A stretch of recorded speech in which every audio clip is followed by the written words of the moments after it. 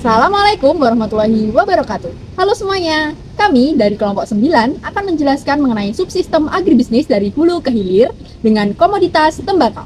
Sebelum itu, izinkan kami untuk memperkenalkan diri terlebih dahulu. Dimulai dari saya, perkenalkan, nama saya Ina Finatu Solihah dengan nomor absen 13. Mustika Maharani dengan nomor absen 21. Perkenalkan, nama saya Zeti Alista Laina Kansa dengan nomor absen 25.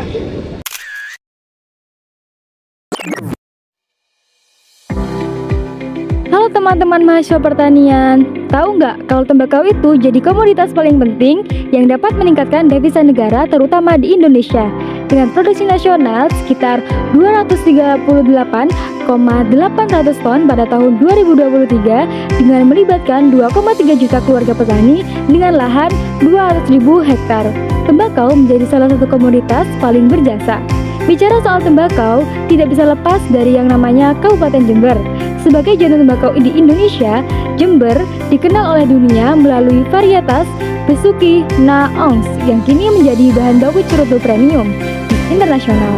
Di video kali ini, kelompok kami akan membahas subsistem agribisnis tembakau di Indonesia dari hulu hingga ke hilir.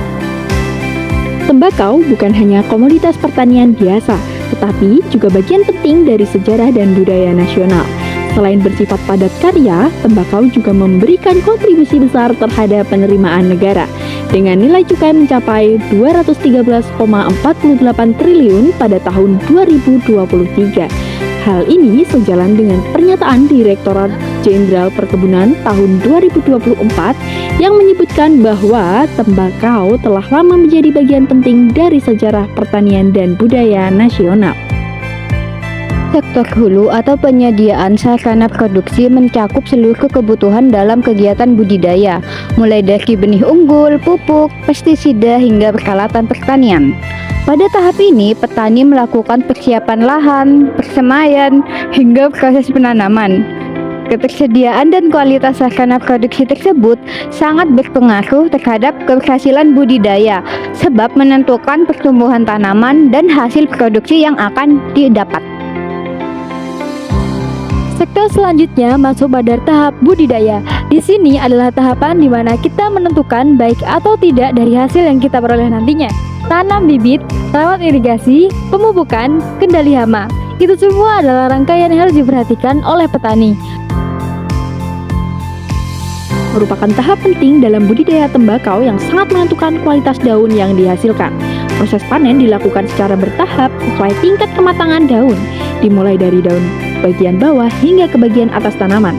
Ciri-ciri daun tembakau yang siap panen antara lain warna daun berubah menjadi hijau kekuningan, tekstur daun lebih tebal, serta permukaan daun terasa lengket. Teknik pemetikan yang tepat sangat diperlukan agar daun tidak rusak, karena kualitas daun akan sangat mempengaruhi harga jual di pasaran. Oleh karena itu, ketelitian dan pengalaman petani menjadi faktor penting dalam tahap ini. Selanjutnya masuk ke tahap pasca panen. Setelah dipanen, daun tembakau memasuki tahap pasca panen yang berperan sangat penting dalam menentukan kualitas akhir produk. Pada tahap ini, daun tembakau disortir dan dikeringkan melalui proses curing untuk mengurangi kadar air dan membentuk aroma khas. Selanjutnya dilakukan proses fermentasi dan pengelompokan berdasarkan kualitas daun. Namun, pengelolaan pasca panen yang dilakukan manual dan penggunaan teknik pengolahan tradisional dapat menyebabkan kualitas daun tembakau menurun. Selanjutnya pada tahap pengelolaan. Pada sektor hilir, tembakau sering diolah oleh industri menjadi berbagai macam produk seperti rokok kretek, rokok putih, cerutu maupun tembakau iris. Dalam hal ini, pengelolaan tembakau dapat dilihat melalui dua pendekatan, yakni pendekatan vertikal dan juga pendekatan horizontal. Secara vertikal, pengolahan merupakan proses peningkatan nilai tambah dari daun tembakau menjadi produk siap konsumsi melalui tahapan penjajahan, pencampuran, hingga pembentukan produk akhir. Sementara itu, secara horizontal, tembakau dikembangkan menjadi berbagai jenis produk berbeda dalam satu komunitas yang sama, seperti rokok dan cerutu. Pada umumnya, pendekatan ini lebih ke arah horizontal. Khusus pada pengolahan cerutu, proses dilakukan secara lebih selektif dan bertahap.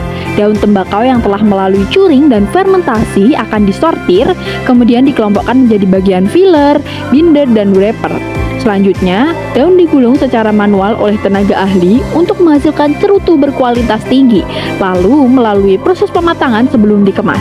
Produk akhir ini memiliki nilai ekonomi yang tinggi dan umumnya didistribusikan melalui jalur pemasaran khusus, mulai dari industri, distributor, hingga eksportir, sebelum akhirnya sampai ke konsumen, terutama di pasar internasional. Ke tahap pemasaran dan distribusi, produk tembakau olahan didistribusikan secara berjenjang melalui distributor, pedagang, hingga toko retail sebelum akhirnya sampai ke tangan konsumen. Luasnya jaringan pemasaran ini mencerminkan kokohnya industri tembakau, baik di pasar domestik maupun mancanegara. Berdasarkan data Badan Pusat Statistik, nilai ekspor daun tembakau Indonesia mencatat angka yang signifikan, yakni mencapai 210 juta USD atau setara dengan 3,2 triliun rupiah pada tahun 2023. Jadi, secara keseluruhan, agribisnis tembakau adalah sistem terintegrasi yang melibatkan banyak tahapan krusial, mulai dari penyediaan produksi hingga ke pemasaran. Keterkaitan antar tahapan ini menuntut pengelolaan yang komprehensif agar industri tetap kompetitif. Sejalan dengan prinsip Fred R. David pada tahun 2011, strategi pengembangan agribisnis ini memerlukan evaluasi mendalam melalui Matrix Internal Factor Evaluation atau IFE dan External Factor Evaluation atau EFE. Instrumen ini sangat penting untuk memetakan kekuatan, kelemahan, peluang, serta ancaman guna menjaga keberlanjutan usaha di tengah dinamika pasar yang tidak menentu. Baik teman-teman, itu tadi sekian video dari kelompok kami mengenai subsistem agribisnis komoditas tembakau. Terima kasih sudah menonton dan sampai jumpa di video selanjutnya.